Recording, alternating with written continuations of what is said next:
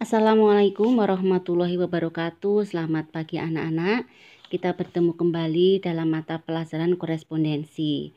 Anak-anak, video ini merupakan kelanjutan dari video bagian pertama yang sudah Ibu sampaikan sebelumnya.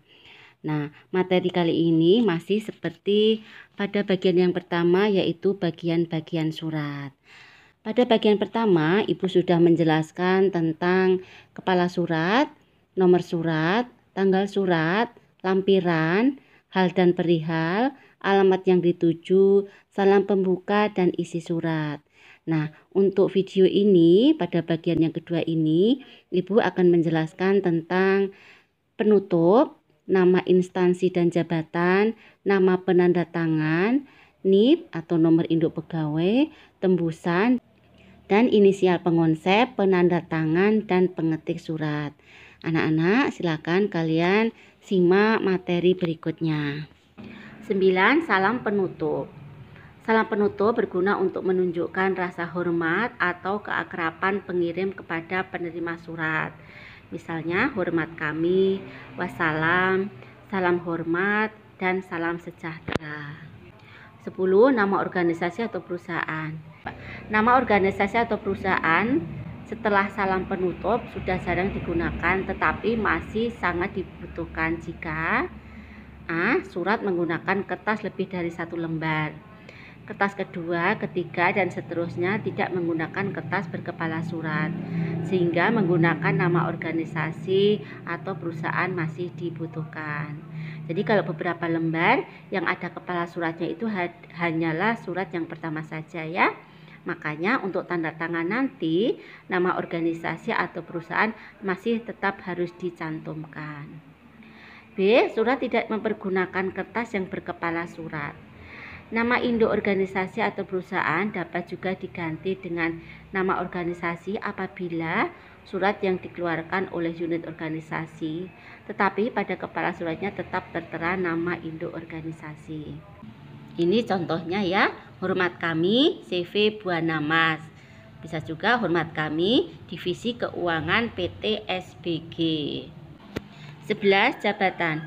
Dalam surat niaga, umumnya penulisan nama jabatan diletakkan di bawah nama penanggung jawab surat, karena surat niaga jarang mencantumkan nomor anggota organisasi.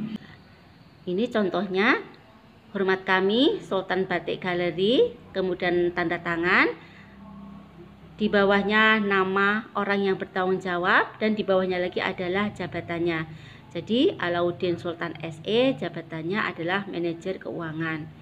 Contoh lain, hormat kami PT Permata Indah, tanda tangan, nama orang yang bertanggung jawab adalah Bella Kasih, kemudian jabatannya adalah direktur. Untuk surat dinas pemerintah, nama jabatan diletakkan di bawah nama instansi yang bersangkutan, di atas nama tanda tangan, karena surat dinas pemerintah mencantumkan nomor induk pegawai dari penanggung jawab. Kita lihat di sini ya, kantor urusan agama, kabak kepegawaian, tanda tangan Dr. Andes Ali Mustafa, dan NIP-nya. Kantor urusan agama ini adalah nama instansinya, kemudian kabak kepegawaian ini jabatannya, terus tanda tangan, terus Dr. Andes Ali Mustafa ini nama yang bertanggung jawab, dan NIP ini adalah nomor induk pegawainya. 12. Penanggung jawab surat. Berikut ini dijelaskan lebih lanjut mengenai cara penulisan penanggung jawab surat. A. Atas nama disingkat menjadi AN. Cara ini dipakai jika pejabat utama melimpahkan kekuasaan kepada bawahannya untuk menandatangani surat atas nama pejabat utama. Contohnya ya, kita lihat di sini. Harusnya ini yang bertanda tangan adalah Menteri Pemuda dan Olahraga. Tetapi berhubung menteri ini sibuk, tidak bisa menandatangani surat, maka dibuatlah atas nama. Jadi dituliskan seperti ini, atas nama Menteri Pemuda dan Olahraga. Jabatannya apa dia? Jabatannya sebagai Sekretaris Jenderal. Kemudian tanda tangan, nama dari Sekretaris Jenderal itu adalah Dr. Andes Subagio dan mencantumkan NIP-nya. Paham ya nak ya? Nah, ini kalau untuk beliau disingkat menjadi UB, huruf kecil semua, ada titiknya ya. Cara ini dipakai jika pejabat yang telah mendapatkan wewenang atau atas nama kemudian melimpahkan kembali kepada pejabat yang berada di bawahnya dan memberi kuasa menandatangani surat sesuai dengan tugas rutinnya. Jadi gini, menteri nggak bisa kemudian menyuruh sekjen ya, sekretaris jenderal tadi menggunakan atas nama. Nah, sekretaris jenderal itu nggak bisa, maka dia melimpahkan kepada bawahannya juga, maka ditulislah UB. Sekarang kita lihat contohnya.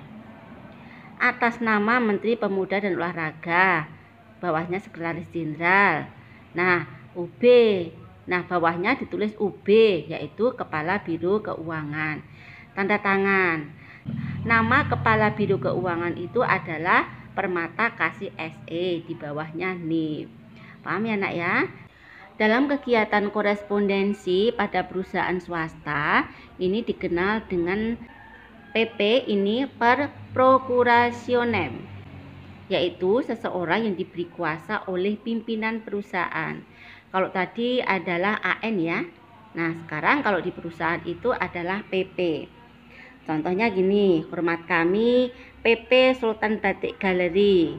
Tanda tangan, kemudian Galang Hakiki, jabatannya manajer pemasaran.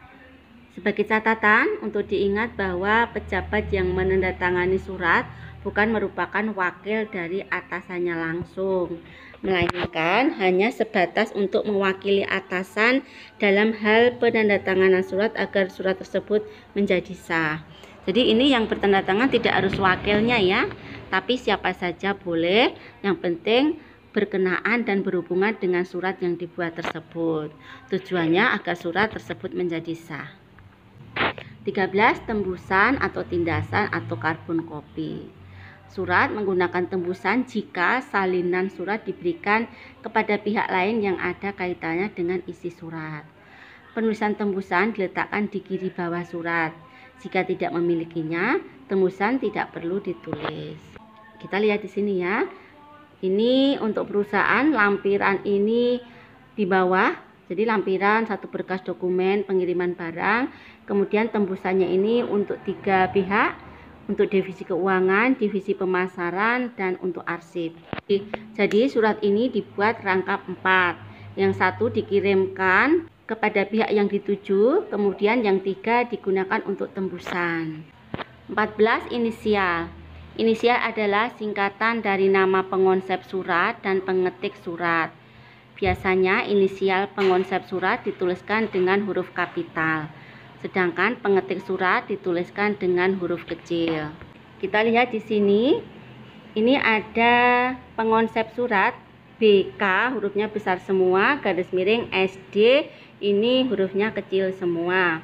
Keterangannya BK ini Bella Kasih, ini pengonsep, kemudian SD ini Sari Dewi, ini yang mengetik surat tersebut. Anak-anak, demikian tadi materi yang Ibu sampaikan. Silahkan kalian pelajari lebih teliti lagi. Ibu akhiri, Assalamualaikum warahmatullahi wabarakatuh. Selamat pagi.